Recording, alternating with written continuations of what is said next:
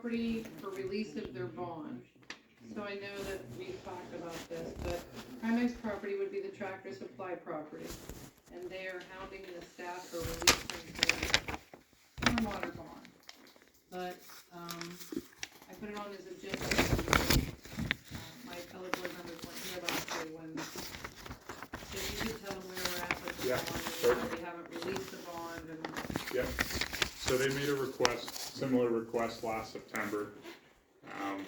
Our office reviewed their developer's agreement and gave them a punch list of items that they still need to provide us with so that we can release their bond.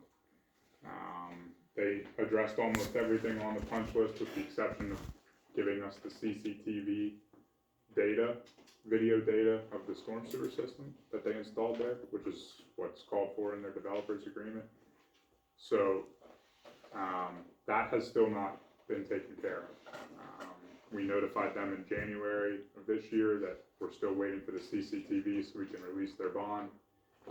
And I think we talked about this briefly during the last meeting, and I sent them another letter letting them know, hey, we received your request again this year for the release of the bond, and we're still waiting on the data that we asked for last year. So once you provide that to us, then we can follow through with your request. So it's still awaiting information from them.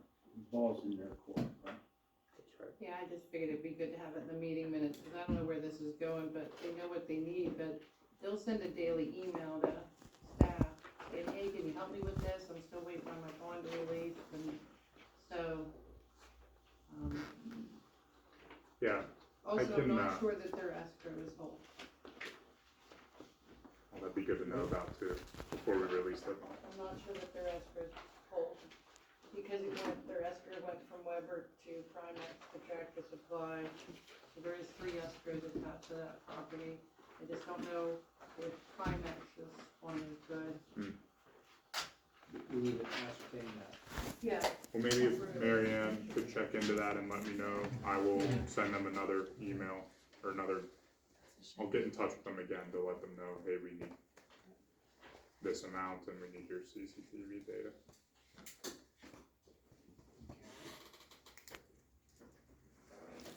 Okay. The status of the temporary water lines and road boring applications. We had talked about this at the last meeting. I don't know where the status is with, but until just right before the meeting, you said that they wanna come out and explain the process, what Yeah. everything we're doing. Yeah, we got a email from the main person we've been dealing with at EQT with a couple dates and times to sit down with the board to talk about the background for the project and get up to speed with what exactly is all involved with the road opening permits, the driveway permits, the heavy hauling agreements, the holding tank applications. There's so much involved with EQT at this point, so. And they're, So maybe, I'm sorry, but maybe, we talked about having some type of information meeting next Yeah. Wednesday. That's correct. Rather than just do it for an hour, maybe best to have it for a couple hours, because there's that many issues. It's gonna take a lot more discussion. It's a number of pending applications. because there is so many pending applications, it seems like they're sending stuff to everybody. They're sending stuff to the treasurer, they're sending stuff to the secretary, they're reaching out to the solicitor, and our road superintendent got a FedEx package today with checks in it and a bond.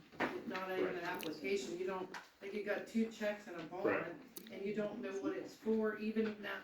Even if he was the treasurer, that you couldn't tell, there was no Sure. application and to know what you're applying it to. We gotta is so much about to happen, and we don't get our, There's a lot of puzzle pieces here and we don't see the big picture, so. the checks that's don't the have point on of it, what, you know, like what, the bond,